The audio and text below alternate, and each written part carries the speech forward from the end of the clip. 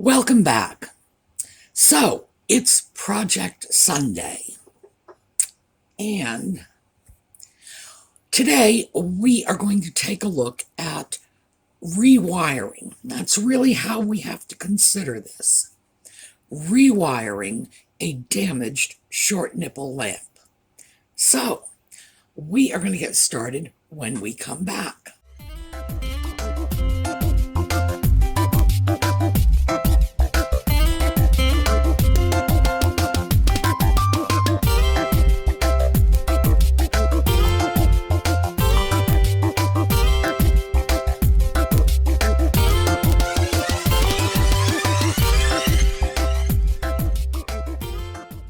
I picked this lamp up, a little over a week ago, I think, at Bedford Antiques. It was in one of Paul's cubbies. I don't know which one. Believe me, I just get lost in there. And this was $8, as I recall, and I had no idea what it was. The reason why is this area up at the top had what I'm guessing was putty in here. It was sort of a mess, and let's see if you can see. I got most of that cleaned out now. A lamp pipe would have come up through the top, and the cord would have come out this hole in the back.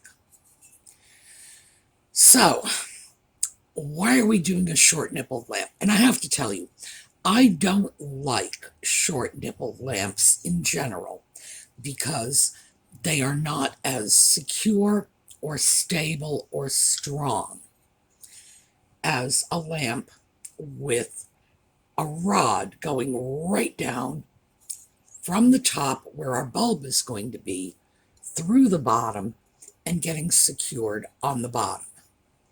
However, I thought about that, frankly, as a project. Can we turn a short nipple lamp into a full threaded rod lamp? Which, by the way, there's no real term for that. And I realized, yeah, we could.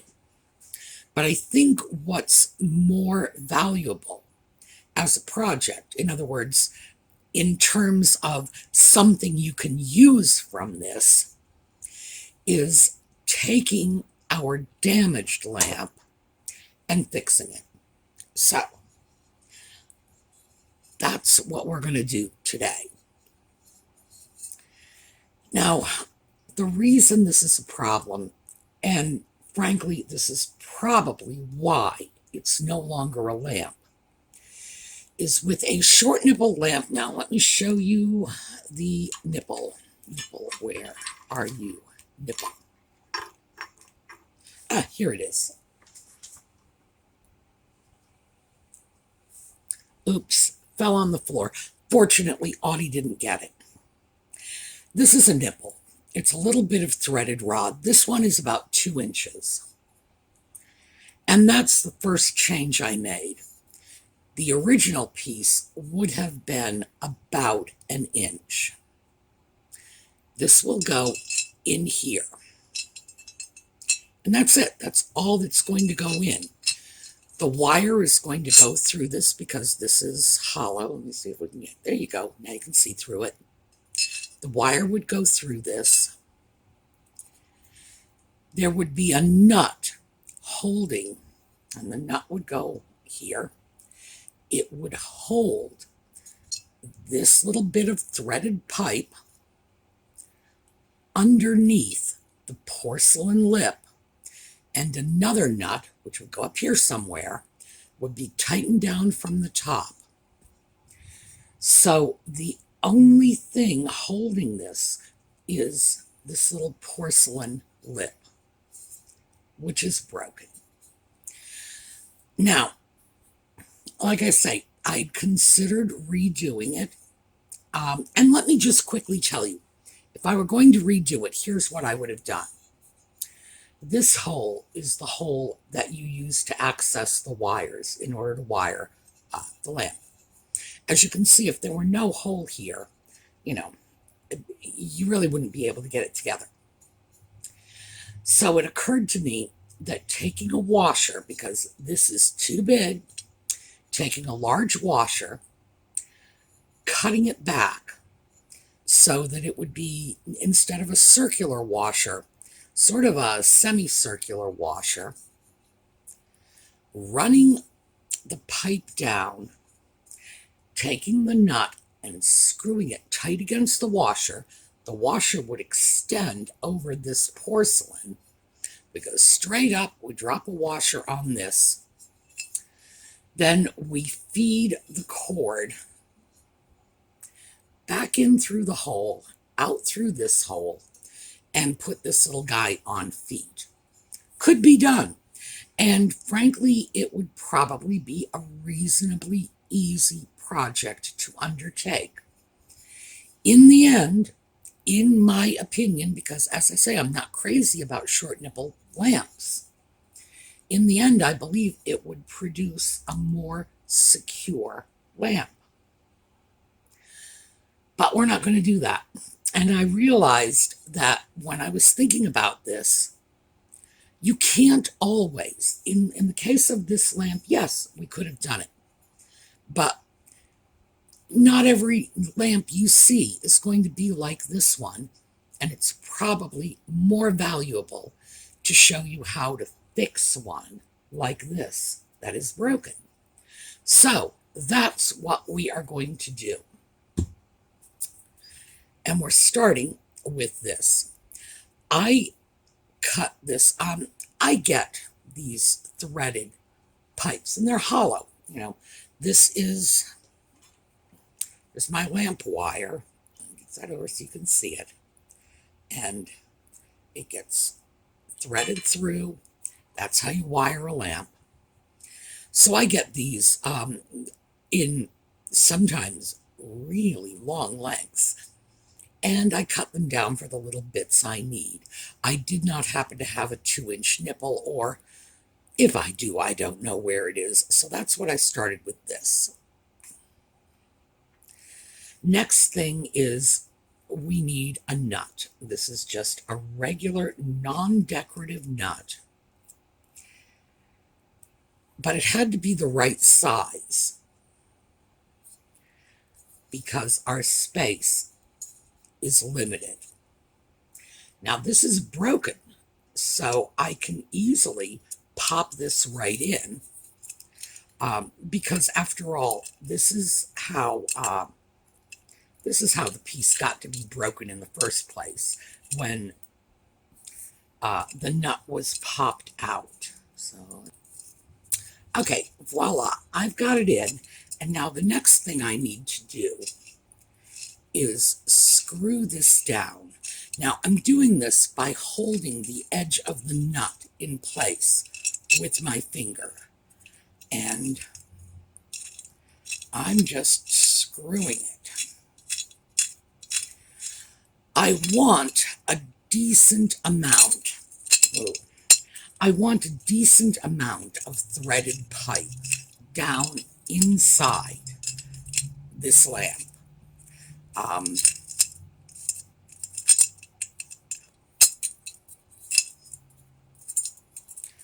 And the way I'm going to test is I have a washer that's going to go on top, and I have a coupling that will go on top of that, and this is the base for our little light bulb. So I'm going to have to tighten that up a little more.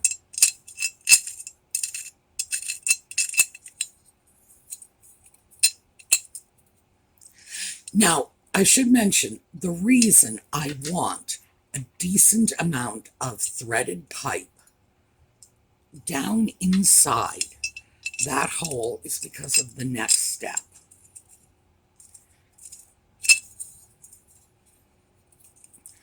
All right.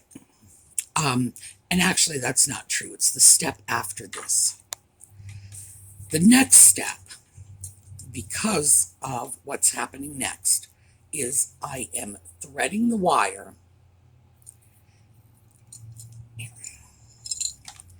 in through here. My cord, by the way, is about, I'd say, 7 feet. Now, once I get it through this far, and notice I'm holding it up, so I got plenty of room.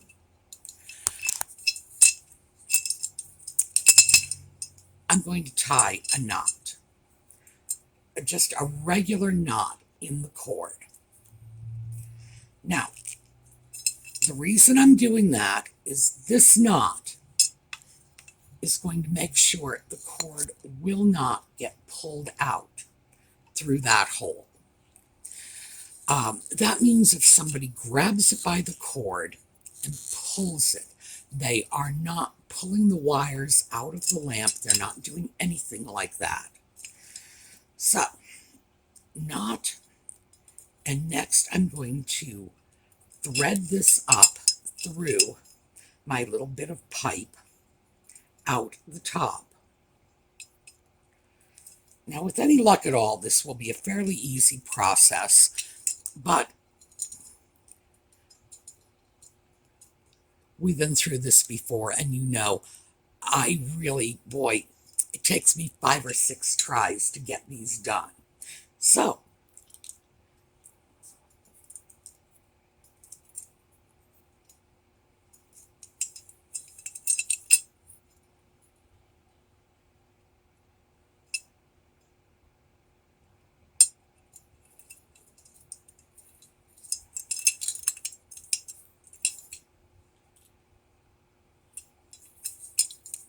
okay. Now I'm going to pull out the slack. The knot is holding it in place, and this is all my extra. So, the next step. Before I put the washer that will secure this down on the top, I'm going to go get my hot melt glue gun. I know, so many of you hate hot glue. It's not gluing the lamp together. What I'm going to do is, see the space around my threaded rod? And listen to that jiggling. What I want to do is fill that area with hot glue. You know, just like those spray foam insulation things that you put and it fills up the cavities of your wall in your home.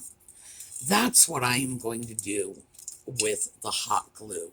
I'm going to get it in and let it fill up the cavity, not the entire lamp, just the little section, like right about here. And it's going to keep it from jiggling. It's going to keep it in place. And now see, this is pretty secure. Here, I'm holding it up by that nut. That's what's holding it. So it's pretty secure, but it's still prone to breakage. And I want to make sure that I'm reducing the chances of breakage. And of course, I don't want to just resort to a washer to tighten that down and hold it firmly against the porcelain. I would feel a little better if there was some insulation in there, and if I had the glue is working as a mechanical fastener in this sense. It's going to hold this piece simply because it is going to fill up all of the little negative space around it. That's how it's going to keep it in place. In other words, it could be pipe insulation. I could do this with plaster of Paris, anything. But I'm going to do it with hot melt glue because I can do that in the space of a couple of minutes. anything else, plaster of Paris, for example, would absolutely do the job, but it would take a couple of hours drying time. So that's why we're going to be using the glue. All right, so when I come back, because I am not going to do this on camera, because I know so many of you just hate the glue, but I'll win you over. I promise I will. When we get that done, while I am doing that too, I'm going to make sure that my little rod is straight and plumb, because as you can see, there's mobility in here. It can shift around. I want to keep that from happening. All right, I am off to glue. I'll be back.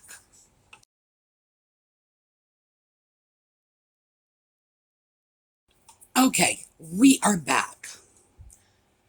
Notice the glue all over the place up here. Now, while I am letting that set up, we're going to go on to the next step. Oh, here, let me show you. The next step is we need to cover the bottom. This had been covered with, I don't know what. It was ratty cloth when I got it. I'm not sure that was original. Originally, when they did pieces like this, they didn't cover the bottoms at all. That was just, it was not something they did on pieces like this, let's just say.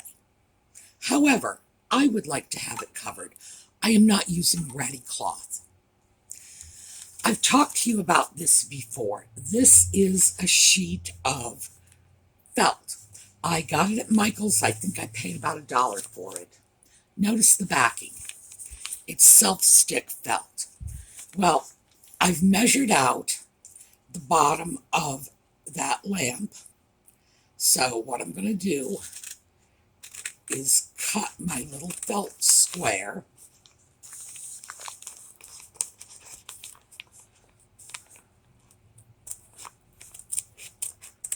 All right.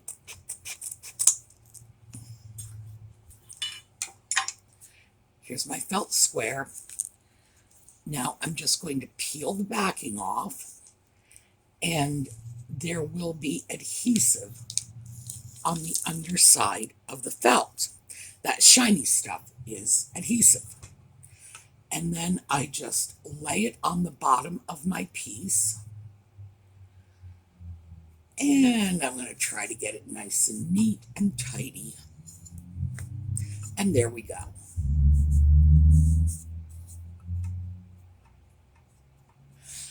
It comes in a whole bunch of colors. I usually keep them in green and black because that was the classic colors for covering the bottoms of old lamps. So, we've got that done.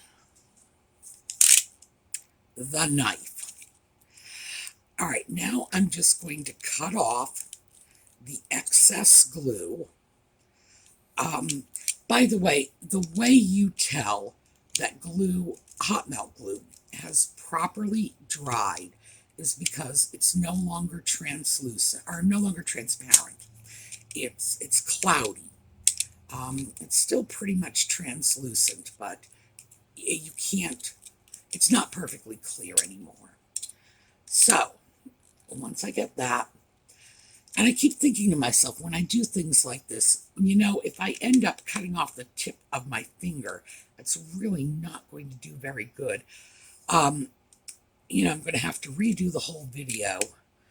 Either that, or I'm going to have to show you my trip to the emergency room, and you're not going to have a whole lot of confidence in my projects if I walk away bleeding all over them. But I should mention that ordinarily, doing something like this, I would take off my glasses. There we go. Now, you can see the glue there. There's no question about it. I allowed the glue to fill in the area of broken porcelain. And that was intentional. We've got broken porcelain bits here, and I would like to see them filled in so that we don't have holes. Now, this is a large, flat lamp washer. I chose that very specifically because, as you'll see, when I get this tightened down on top of the lamp, virtually all of that glue mess is going to be hidden.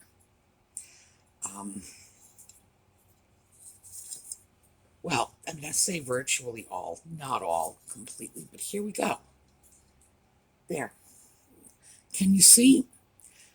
Basically, when you look at it now, all you see is pretty brass washer and a little bit of glue. Coupler. These are decorative pieces. I keep a lot of decorative couplers around because I use them to cover up the threaded rods on lamp parts because you don't want this showing. We want to get this all over there. Let's see, keep going.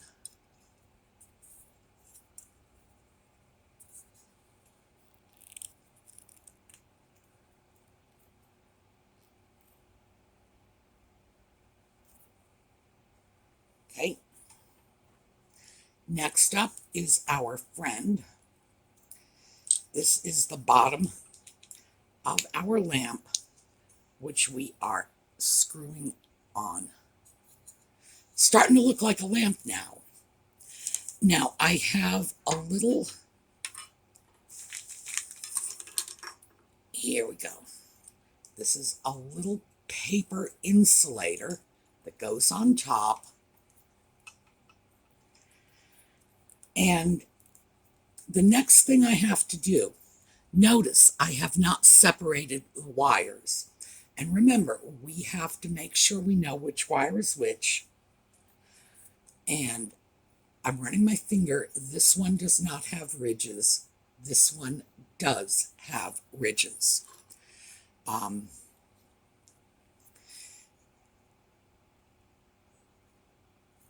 Now, I'm going to cut off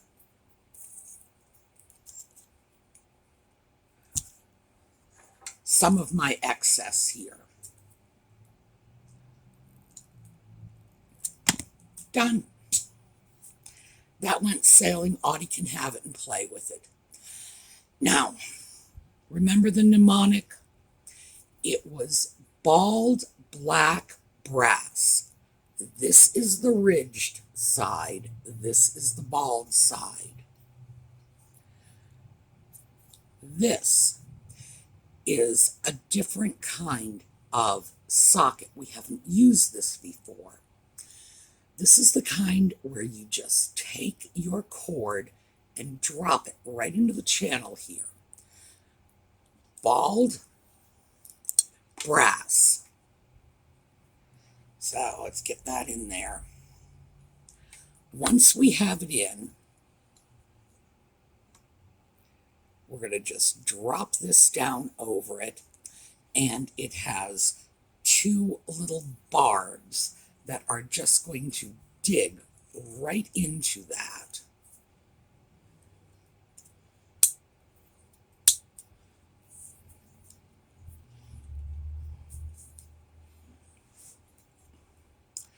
Okay, once you sort of muscle that closed, and that's what you have to do, we throw on our little paper insulator that goes on the top.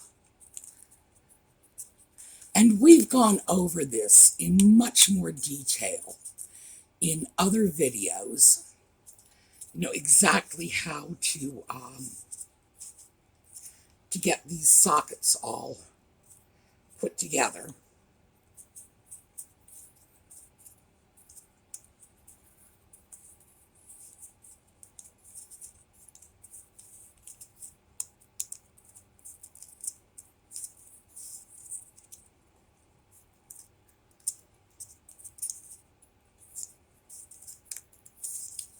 go.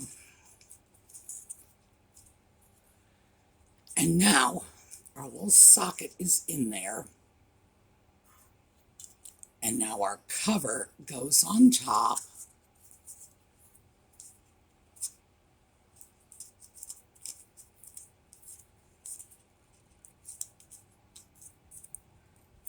And it just sort of clips in like so.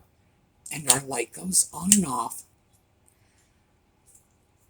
with our little push-through switch.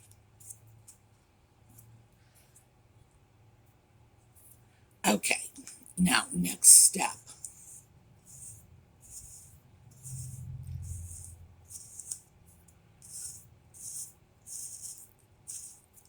Because this is a very small lamp, the shade I've ordered for it is a candelabra shade. I'm going to get you a different shade. The one that I've ordered for this has not come in yet because I've only had the lamp for a very short period of time. So, let me get you a different shade and show you. Okay, this shade looks very much like the shade that will go on this lamp. Now, my shade is not going to be white. I decided to go with an espresso shade. Let me show you a picture of the shade I've ordered.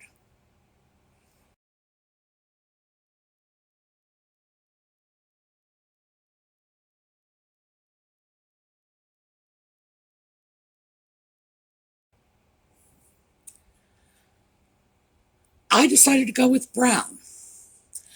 Ordinarily, with a lamp like this, what I would have done was I would have gone for a black silk with gold lining. Why would I do that? Because I have a Chinese friend who absolutely insisted you had to put black shades on lamps. You must have black, Mila. Not enough black, no grounding. All right, there you go. That was his 5 minutes of feng shui. The socket and the cord were cannibalized off a thrift store lamp that I got for, I think, $2. It was in the schoolhouse and destroyed. Well, the lamp portion was destroyed, not the socket and not the cord. So, I consider it practically free given the fact that, the lamp was damaged and there was nothing that could be done with it. I would have preferred to go with the black and gold shade, but I simply couldn't find one for my price threshold on this was $10, on the theory that having spent $8 on the lamp and then $2 on the thrift store lamp that provided the parts, I probably shouldn't spend more than $10 on the shade. But I did, as a matter of fact. With taxes, it was $11 and change. So that will be coming in. This lamp, see, one of the things I want to impress upon you is even though this was very badly damaged, someone yanked the lamp parts right out of the top of this. We are solid now. I don't have to worry about this. The key factors in making this a solid lamp, once again, was this wider washer here. And you can get this washer 20 cents. I'm pretty sure it was 20 cents because the regular steel washer, the unattractive washer on the other side, I think was 7 cents. Whenever I place orders with my lighting parts supply company, and I use Grand Brass, they are online, they have a great selection, they have fabulous prices, and really fast, reasonable shipping. They don't give me any money for this. I'm just telling you where I get my parts. Whenever I place orders, I grab some couplers, some washers. I just keep refilling my boxes because in this case, that wider washer is keeping this solidly in place on top. But it is that hot melt glue inside. It's not gluing the parts together. It's filling the gaps. You know, just like when you buy a computer or a smartphone or whatever, you take it out and you have that styrofoam insert in the box that has been cut to exactly match. And sometimes, you know, you've actually got to stick your fingernail in there to pull it out because it's such a good fit. That's what the hot melt glue did. It's filled this whole area so this stuff isn't going anywhere. If the adhesive leaches out of the glue, so what? It's just like spray foam insulation that goes in to fill the gaps.